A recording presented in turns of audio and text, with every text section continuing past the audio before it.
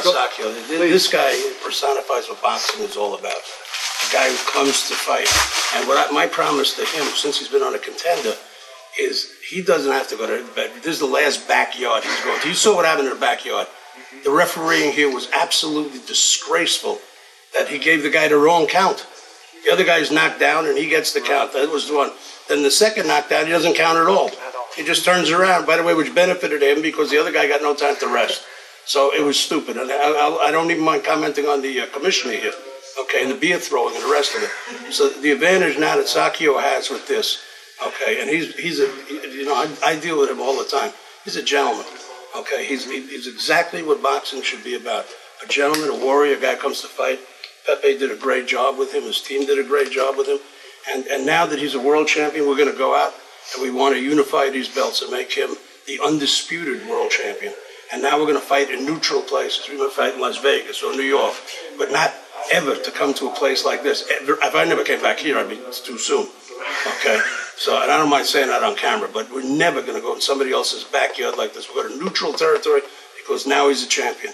And we'll work our way up to where he'll get his millions of dollars because he did fight Calzaghe the distance and took him and hurt him.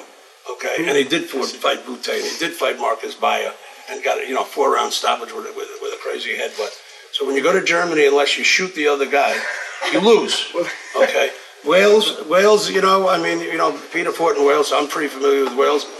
Frank Warren has the referee and the judges to the place before you leave. I mean, to his party the night before. So this is the last time that we do something like this. This is a guy who now has earned the right after all these years to go fight in Las Vegas or whatever. And you know what? One day we'll go back and fight in Sydney, in his hometown. If they want those belts, they're going to have to go to Sydney, or maybe they have to go to Cameroon. We'll see about Bika throwing in Cameroon. Okay? we'll see how that goes. I tell you the truth, I don't drink and I don't like stinking like a beer can because people throwing beer cans in the ring. That's not classy. This is a great sport. Peter was a gentleman, by the way. Okay, Peter was a gentleman. No bull about early stoppage. The referee did stop. That's the only thing he did right today was the stoppage at the right time.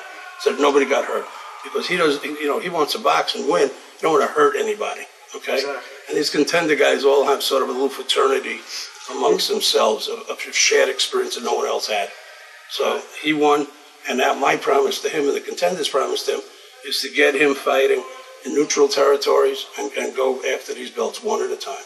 So we basically, I'm taking it upon myself on his behalf to challenge everybody who's got a belt. That must make you feel awesome. It does. I want to say this. He came to us as a guy ready to be champion. He came to us as a guy, he, Stevie Forbes, or some of the guys who came there who had been those champions, veterans who came in there, and he was smart enough to come here and realize that the exposure we could give him. You got to understand something. Guys on TV 12 weeks in a row. You know what it takes to fight in today's world to be on 12 weeks? 6 years. It's the truth. Okay? So they get this fame and everything else.